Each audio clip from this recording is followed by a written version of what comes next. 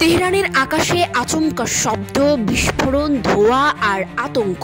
মধ্যপ্রাচ্যের বুকে যেন আগুন জ্বলছে নতুন করে। যারা এতদিন ছায়ার নিচে যুদ্ধ চালিয়ে যাচ্ছিল, তারা এবার প্রকাশ্যে সংঘর্ষে জড়াচ্ছে। প্রশ্ন এখন একটাই, ইরান বনাম ইসরায়েল, কে এগিয়ে কে পিছিয়ে? আর এই সংঘর্ষ কি আমাদের বিশ্বকে ঠেলে দিচ্ছে নতুন যুদ্ধের দিকে? লেবাননে ইসরায়েলের সাম্প্রতিক হামলার জবাবে ইরান চালায় একাধিক মিসাইল ও ড্রোন হামলা। উত্তেজনা চরমে পৌঁছায় যখন ইসরায়েল পাল্টা জবাবে ভোররাতে সরাসরি তেহরানে আঘাত হানে। এই হামলায় নিহত হন ইরানের ইসলামী বিপ্লবী গার্ড বাহিনীর প্রধান হুসেইন সালামি এবং দুজন গুরুত্বপূর্ণ পরমাণু বিজ্ঞানী। ইসরায়েলি প্রধানমন্ত্রী বেনিয়ামিন নেতানিয়াহু স্পষ্ট জানিয়ে দিয়েছেন, হামলা কেবল শুরু, আরও আসবে।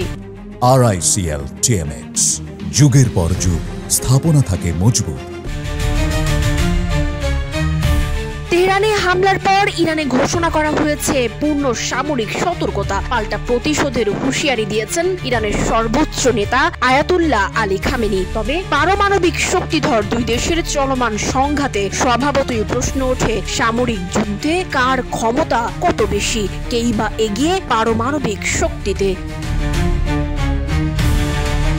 গ্লোবাল ফায়ার পাওয়ার প্রথম রিপোর্ট অনুযায়ী ইরান সামরিক র্যাঙ্কিং এ অবস্থান করছে 14তম স্থানে, আর ইসরায়েল রয়েছে 17তম। এবং দ্বিতীয় রিপোর্টে দুদেশের অবস্থান যথাক্রমে 16 এবং 15তম। প্রতিরক্ষা বাজেটে ইসরায়েলের ব্যয় প্রায় দ্বিগুণ। ইসরায়েল $2,440 কোটি, ইরান $995 কোটি। সৈন্য সংখ্যা, ইরান 11,80,000 সক্রিয় সেনা, রিজার্ভ 3.5 লাখ। ইসরায়েল 6,70,000 সক্রিয় সেনা, রিজার্ভ 4.65 লাখ। অর্থাৎ সৈন্য সংখ্যায় ইরান এগিয়ে রয়েছে। বিমান শক্তি, ইরান 551, ইসরায়েল 612। যুদ্ধ বিমান, ইরান 186, ইসরায়েল 241। অ্যাটাক হেলিকপ্টার, ইরানের রয়েছে 13 এবং ইসরায়েলের রয়েছে 48। অর্থাৎ বিমান ও হেলিকপ্টার সক্ষমতায় ইসরায়েল এগিয়ে। ট্যাঙ্ক ও সাজোয়াজান, ট্যাঙ্ক সংখ্যায় ইরানের রয়েছে 1996, ইসরায়েলের 1370। সাজোয়াজান, ইরান 65,765, ইসরায়েলের 43,430। স্থল সেনা সরঞ্জামে ইরান এগিয়ে।